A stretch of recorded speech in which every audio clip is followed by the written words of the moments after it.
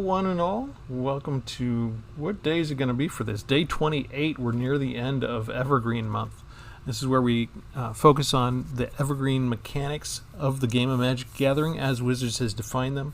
One mechanic we're going to focus on today is one of the overall great ones. It's not a vanilla one on the spell, but it's mentioned on the text of several cards. Counterspell itself. And of course that means we're pretty much limited to blue, which is fine. There are all sorts of counterspells in the blue area, and every time that they release a new expansion, they're going to add to that. So instead of putting together a balanced deck that's going to win, all I did was take a couple of creatures, half of them are blockers, just so that we can survive long enough to counter some other stuff. But I wanted to demonstrate one of the problems that a lot of newer players make when they fall in love with blue, they fall in love with the counterspell concept, and they want to make a counterspell deck. And they end up getting frustrated a lot because you can't always get enough mana out fast enough to counter everything that your opponent's going to do. So you do need to have some other things in your tool belt, right? You need to have some creatures, or if you're trying to do a control deck that has no creatures, you do need other spells that'll put out token creatures or something of that nature. So in that sense, we do have one copy of Shark Typhoon that might help us as we cast the rest of our counterspells. If we get Shark Typhoon out, we'll get these flying shark tokens as well. But my intent here is not necessarily to show you matches where we're aiming to win all the time, because I don't think that's necessarily possible with the initial way that most people try and put together a counterspell deck. But I did put together where we have one copy of each of various different counterspells, and we're going to see what happens in a general sense when you just try and throw together a bunch of counters and put them all in one place and see what that does to the enemy. At some point the enemy should be able to get something past us, and that's when things are going to start to hurt. So this is the stuff that I have in the deck. 4 copies of Aegis Turtle, 0/5 blocker. 1 copy of Annul to counter artifacts or enchantment spells. Concerted Defense. The controller has to pay 1 plus an additional 1 for each creature in your party. This is the party mechanic, right? So we need to have clerics, rogues, warriors, and wizards. This is best when you've got that kind of party mechanic assembled. So really, we're just gonna expect they'll get through this, right? We have to hold this until they spend all their land. They tap all their mana. That's the only way this will work as a counter. But it's a cheap 1-drop, so if you get it early on, or if they have to spend everything they've got in an all-ditch effort to, put everything out of their hand or whatever to defeat you, maybe they'll forget. Maybe maybe there'll be a chance later in the game. Miscast. Counter instant or sorcery spell unless its controller pays 3 mana. Anticognition. Counter the spell. It's got to be a creature or planeswalker spell unless the controller pays 2 more. Disdainful Stroke counters any target spell with mana value 4 or greater. You notice that on some of these others that there's limits, right? It's a very specific kind of thing. With Annul, you're countering artifacts and enchantments. Anticognition takes care of creatures or planeswalkers. Miscast takes care of instants or sorceries. Depending on what kind of decks that you think that you're going to come up against, or what spell you want to counter the most, you might want to go 0 Annuls and 4 Miscasts because you are more concerned about instants or sorceries. Right now, maybe you're more concerned about always running across Cure Best of Sea God, which is an enchantment spell, and you want 4 of these, and you'll let them get away with the instants or sorceries. So there's a lot of choices on which counter spells you want to add to your deck and how you want to configure it. 1 copy of Essence Scatter that counters target creature spells. Hypnotic Sprite. This lets me have a creature as well, but Mesmeric Glare, the adventure part of the instant, lets you counter a spell with mana value 3 or less. Jwari Disruption is the normal regular spell that can also be a land, but you use it to counter a spell unless its controller pays an additional 1 mana. Keep Safe. Actually, I think I'm going to take this out because this counters a spell that targets a permanent you control. No, you know what? I'll keep it in there. I was thinking, what do I care if they kill my turtles, right? But this actually gives me a card draw, so it kind of replaces itself. So I'm not too concerned about going over the 60 card limit. Plus, it's not just protecting your creatures. It counters a spell that targets a permanent. So if I do get going down here. If I get Shark Typhoon down and they have a disenchant, and I happen to have Keep Safe, I can also protect my enchantment. So I'm going to keep that in there. Lofty Denial. This is the controller has to pay 1 extra mana to get it through, or If I control a creature with flying, they have to pay 4. Negate counters target non-creature spell. And I have 2 of those, actually.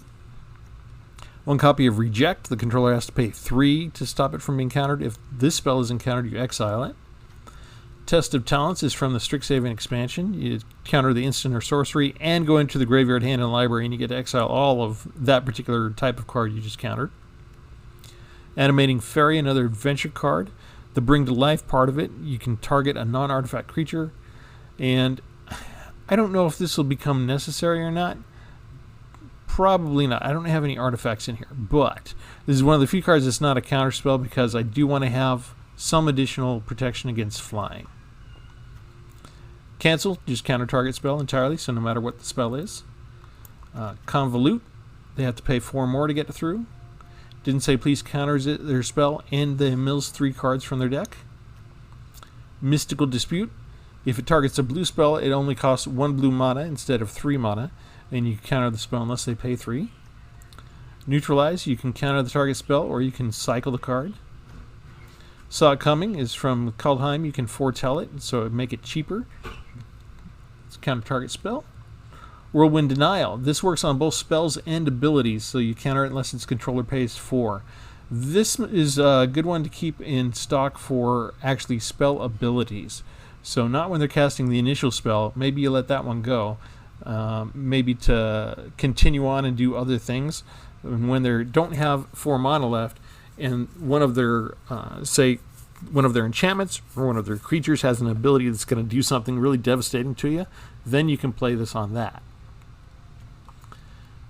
Okay, here's one of the few creatures we have, Augury Raven, foretell to make it cheaper to get out fast, has flying.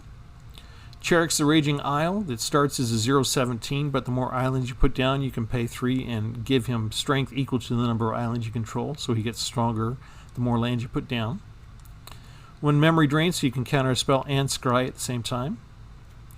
Rewind, so you can target the spell and untap up to 4 lands.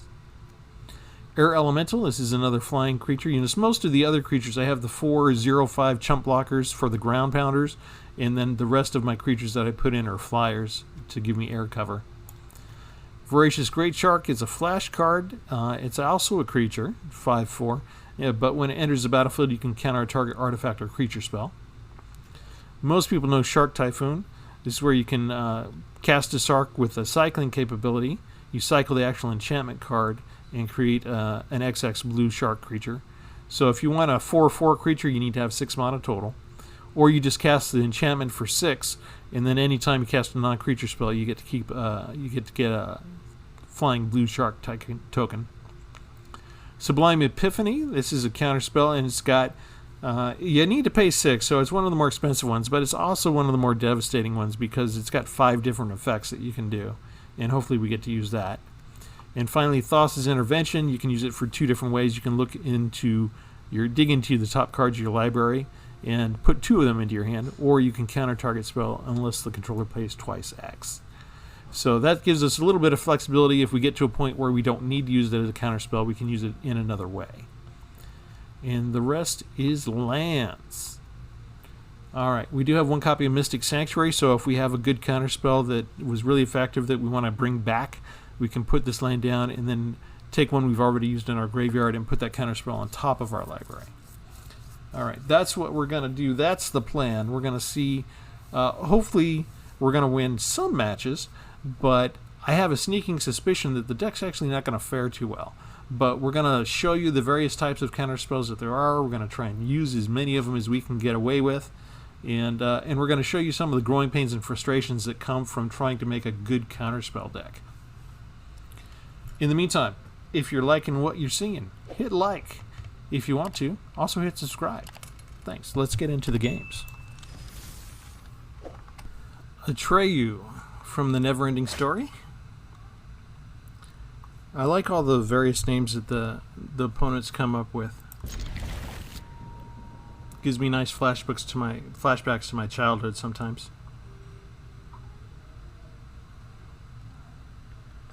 Okay, our strategy is to dictate to our opponent what they need to do, and they must cooperate.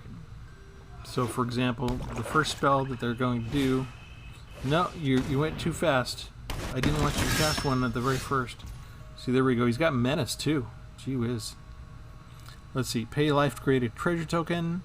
Target creature gets +2 till end of turn. And can give him Death Touch. And see, this is a classic example of what can go wrong with a counterspell deck that has almost entirely consisted of counterspells. Because half the time, and if you're me, more than half the time, you don't get to go first. And more than half the time, the decks that you're going up against are really fast, cheap spells right out the gate. Lots of 1-drops are coming across most of the time. So what do you do about those? You can't really counter them, can you? There is a strategy that blue has if you don't want to do a lot of creatures, where you can unsummon them and then have it ready to counter the next time. We're just going to get prepared. We can take a few hits from a 1/1. Our 0/5 walls won't matter much if he gets the Death Touch going on. Foretell's another easy way that they get around call time, and this is a really good example of all the pitfalls of doing a counterspell deck. You can see we're already in trouble. They got a forecasting card out on their third turn because of the foretell capability, which kind of short circuits what we wanted to do with our counterspell. Now we're kind of set up, but we've only got maybe 6 more turns. And, you know, what do we want to do? Do we want to counter that? I guess we can counter that. Just so we have a choice on which spells to keep, which counter spells to keep. But we're spending 2 just to defeat a 1-drop at this point. So how efficient is that? So the first 3 turns, first 3 spells, you can see is already taking advantage of every big problem that we have with making a counterspell deck that's consisting of almost entirely counterspells. 1-drops, foretell, cheaper cards that you have to counter to save your more expensive cards. We should be utterly destroyed by this deck.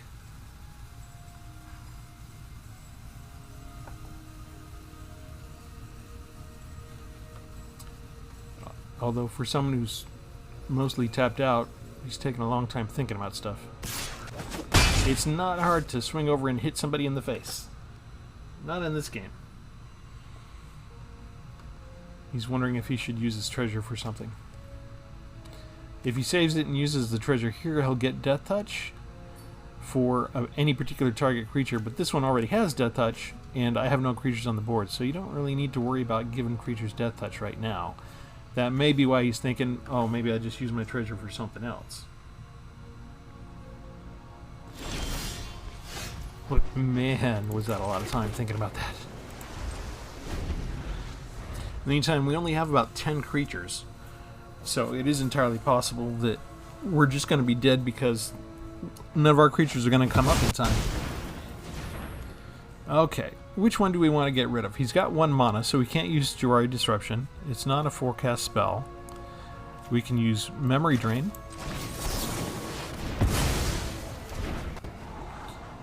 And do we need more land right now? Nope. We can get by without the land.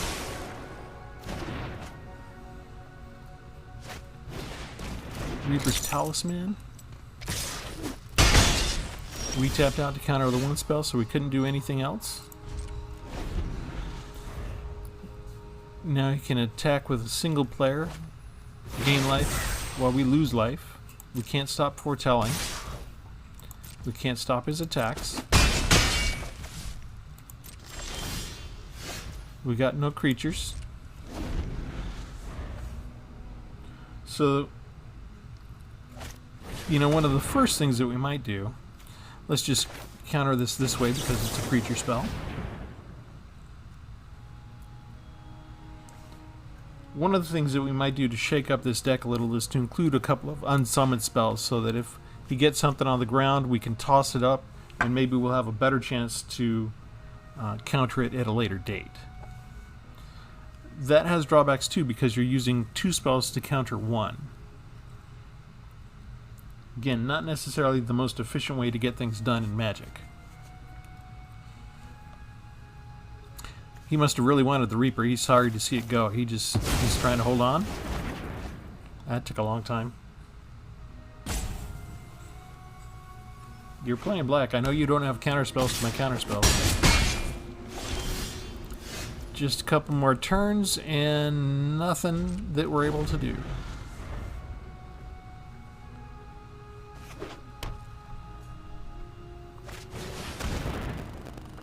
Another attempt. Let's see. How about we'll counter it unless you pay 2 because you don't have any treasure left.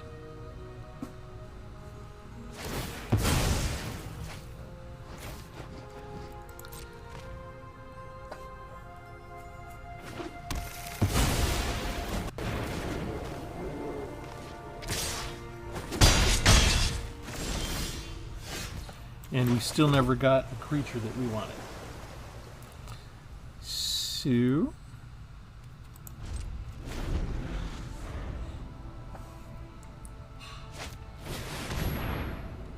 he keeps trying to put stuff down. Let's see. What do we want to do? Disdainful Stroke, because it's 4 or greater. That works. They're going to be singularly unimpressed because they're going to kill us in 2 turns.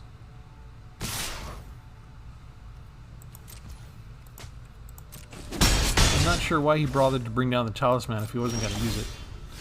Oh, look at that. We have a turtle. A turtle is not enough.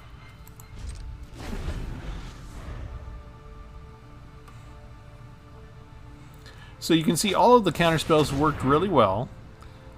We don't really care about that spell. He can do that all he wants. He's having fun now. There's another one. We'll just counter that puppy.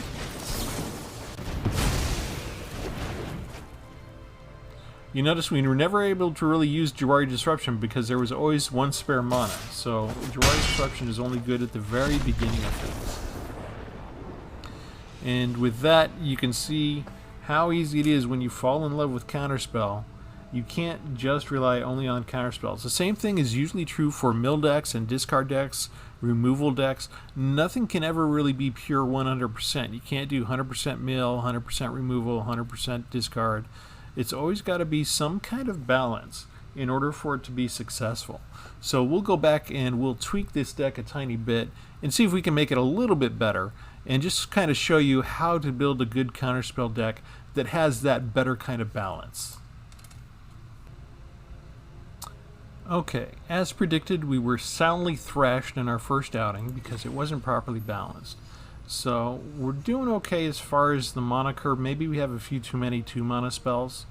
Maybe we could afford a couple more expensive spells. But one thing we do need is we do need some more creatures if this is the route we're going to take. So first we need to look at what we want to remove. And for this is the party mechanic, so this is probably one of the least useful cards.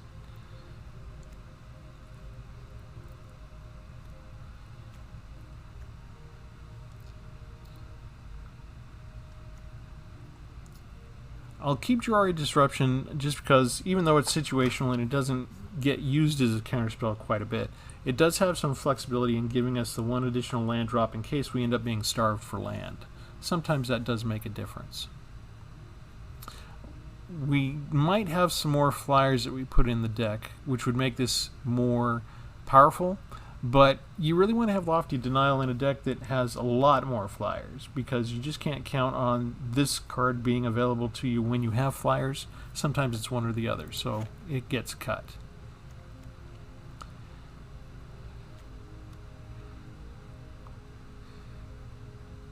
Animating Fairy, we don't have any artifacts in our deck right now. I wanted another flyer, but getting just a 2/2 for 3 mana is not the most cost efficient, so it has to go. We have 2 copies of Convolute. You know what, let's go ahead and get rid of one of them. Like didn't say please. Like Whirlwind Denial.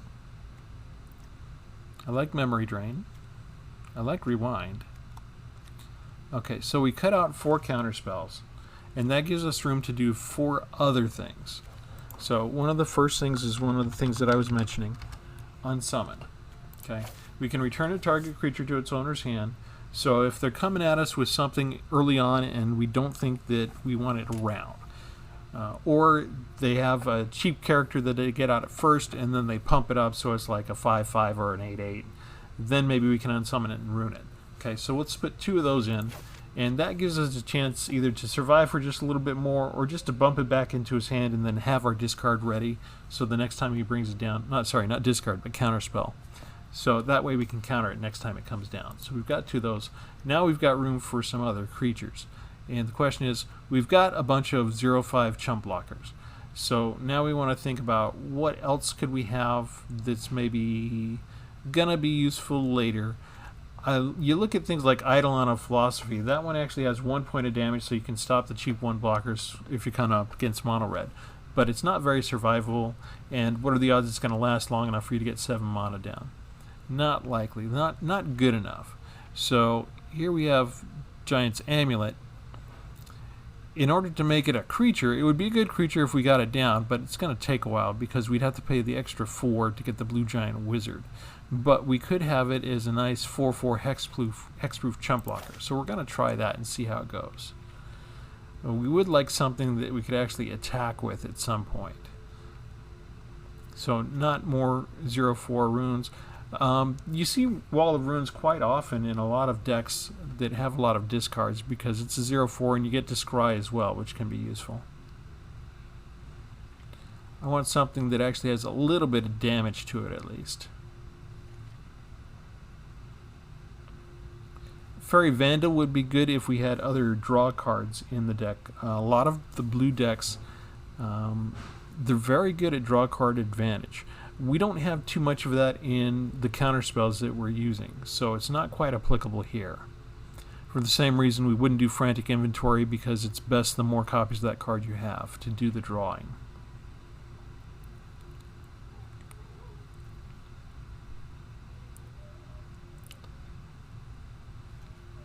And we're looking, still kind of cheap.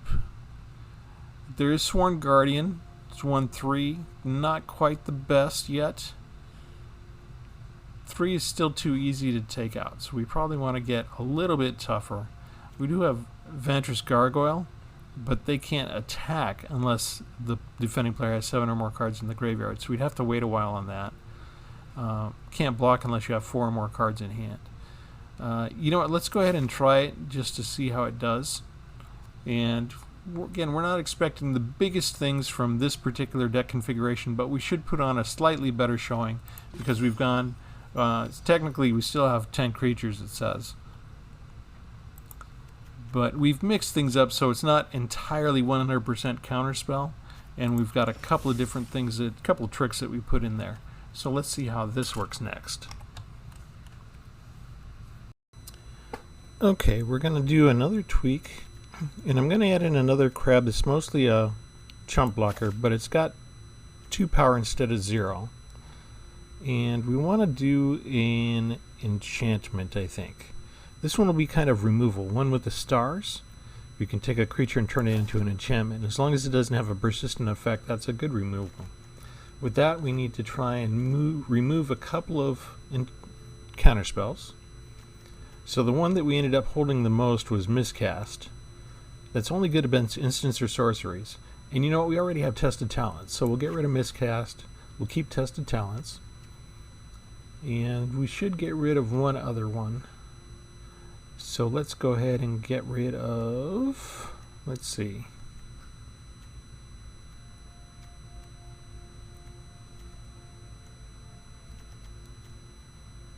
Yes, let's get rid of Reject. And again, it's all about small tweaks at this point to find the right kind of balance. So we'll go right into the next battle and see how this works.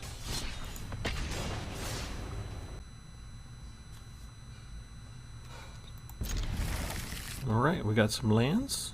We might actually get Shark Typhoon out this time. And again, you see, we're up against cheap decks. They already got somebody out before it's even our turn.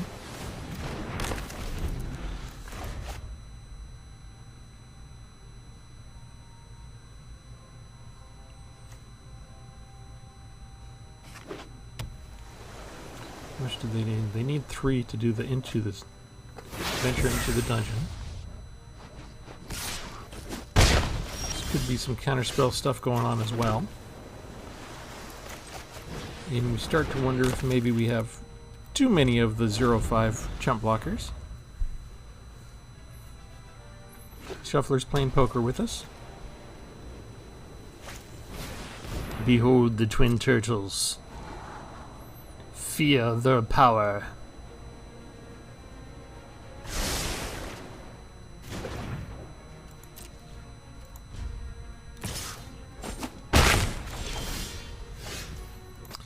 Kind of a slow start, isn't it?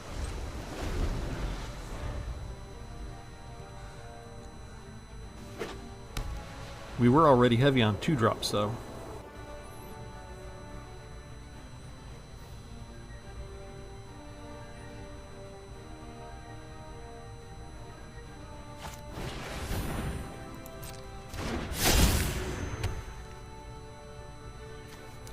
Okay, to equip it is 1. Doing Unsummon on this guy doesn't quite work with 4 because he can just summon him back again.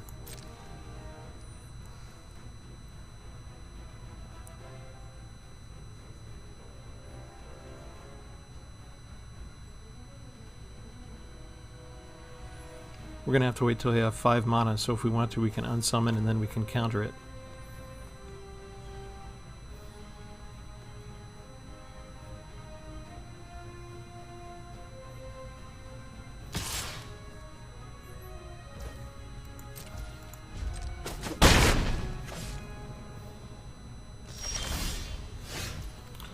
Or we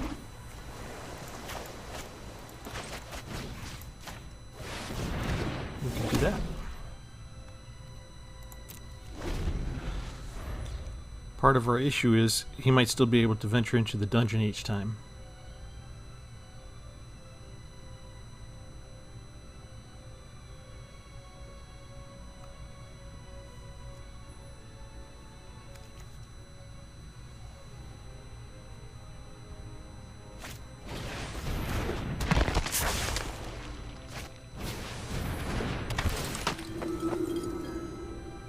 So you want to destroy the target enchantment?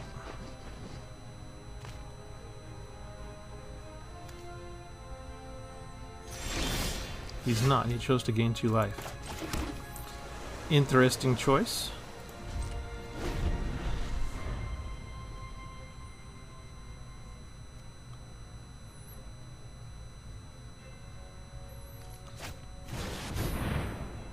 Cheap decks, cheap decks.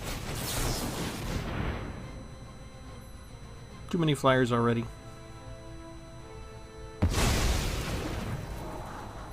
Okay, we need 1 land for Shark Typhoon. We don't necessarily need more than that right this second.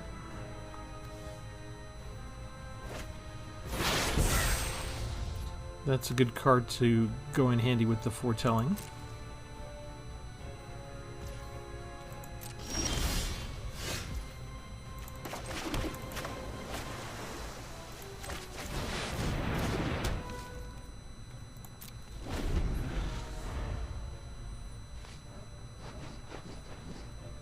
Our problem is we're a little defenseless around Shark Typhoon right now. If they have something to destroy enchantments, we're gonna lose what we had.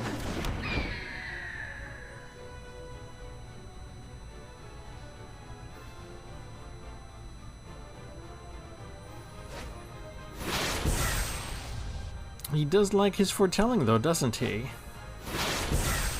Make it stop! Oh yes, that's wonderful. Flood me out with lands.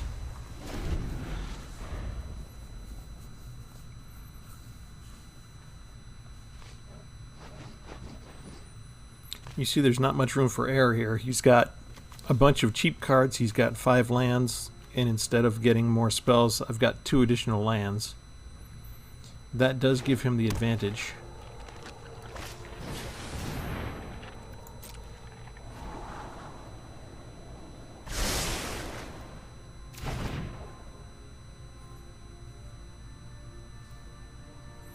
We need to get where we have not just enough blockers, but where we can actually start putting pressure on him.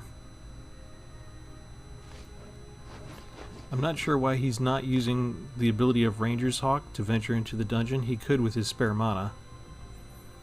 I'm not going to go highlight the card because I don't want him to know. He's finally looking at Dancing Sword, maybe going to put that on the Raven. There you go.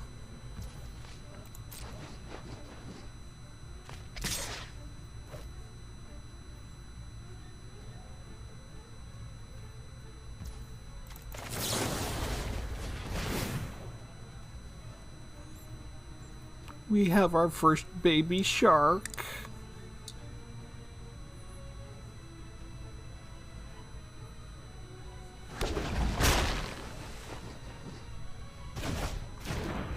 We're being difficult enough for our opponent that we're slowing him down and actually making him look at all the cards that we have in play and everything we can do. It's going to make for an extended session if he's got to react in that way to everything we do.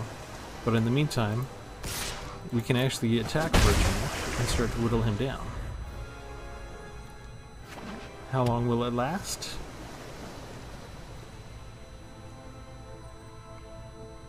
Maybe 1 or 2 more turns. Another Foretell.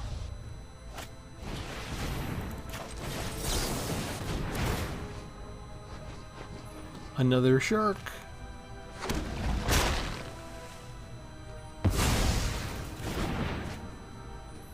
And this right here starts to demonstrate why Shark Typhoon is almost mandatory for something where you want to do majority counterspells. You do need something just to defend yourself, to survive at least.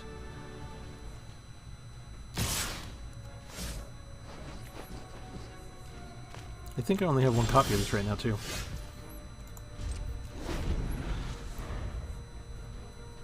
I could have attacked, but you know, there's actually plenty of time for attacking later. If he only casts 1 spell per turn, I might be able to keep him under control to a certain degree. Because with each counterspell we successfully do, we build up our forces. I actually can't grow anything more. I wouldn't anyway.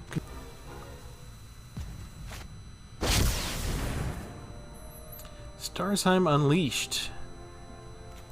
We are not going to allow that.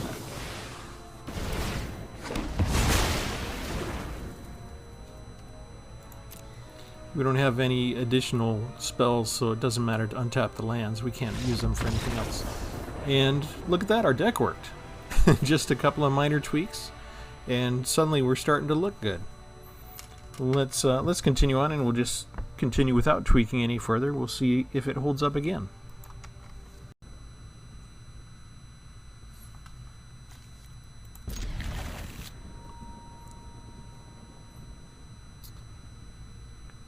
Are we ever going to get to go first?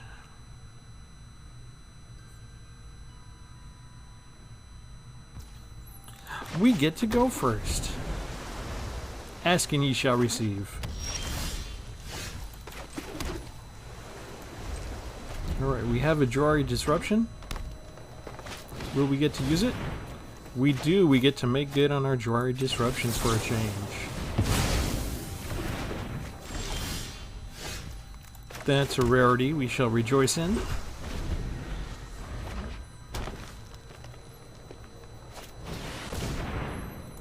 We will let you do that.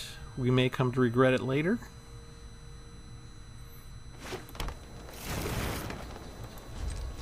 Because technically we've done nothing that turn.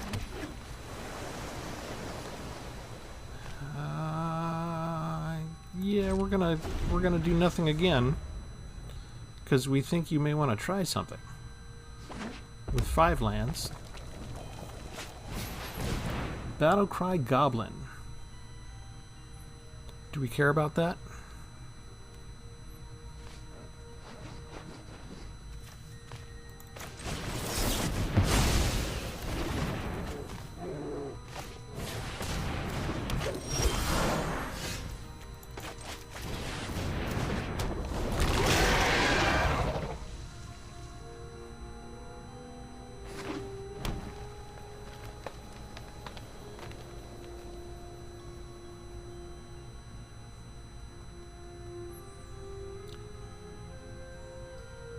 They could get rid of it with a Transmogrify, but hopefully they don't have anything quite ready, and they don't, which is good for us. We'll get down a Chump Blocker. And as we get more land, we'll be able to actually use Charix. The good thing now is we've got the Keep Safe, so if they do have something when they get enough mana, they've got access to 8 now. We can actually protect against it. More land is a good thing. That's what we want right now. Yes, 3 is good enough. That gives us 2 to do the other stuff we want to do.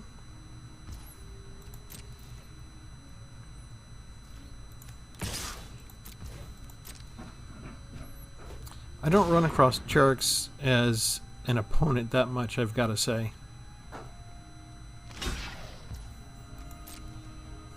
I almost never see him, but I think he's a fun creature. And I think he works well here in a creature minimized deck with just a little bit of protection. I think our opponent is just flooding out.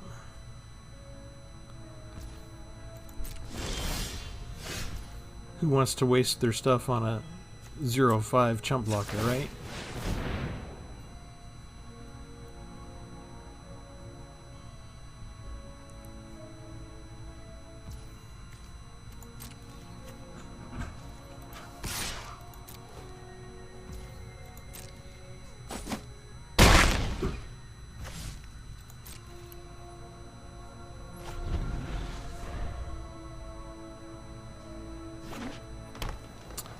Oh no, that's just sad.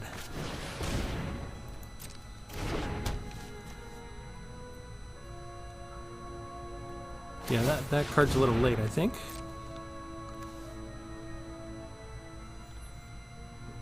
Yeah, maybe not. He can get a land, right? He has to wait till next turn to pump it up. So really, ideal would be a land for us. Are you going to do 3 points of damage to me? I'm actually going to let that happen. The spell can't be countered anyway, right? Okay. So we've got 5 lands. I'm going to pass, because if he gets a good spell, he might pump this up and send a land at us. Which would be... how big would he be?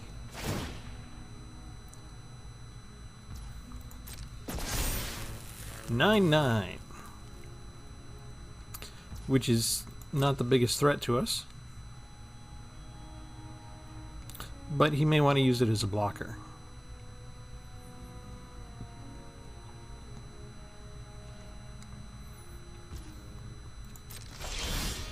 Land, that's what I want. Okay, so now we send this guy away.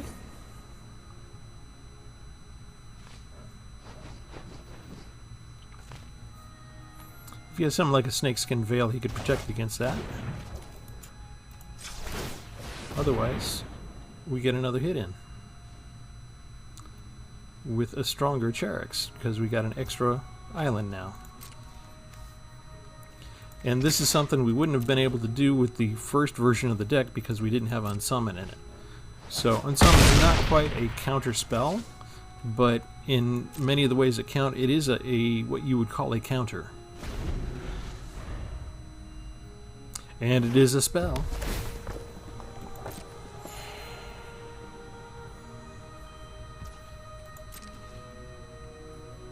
Okay, so that tactic didn't work. If that's the best tactic that this deck has, they're going to be in trouble.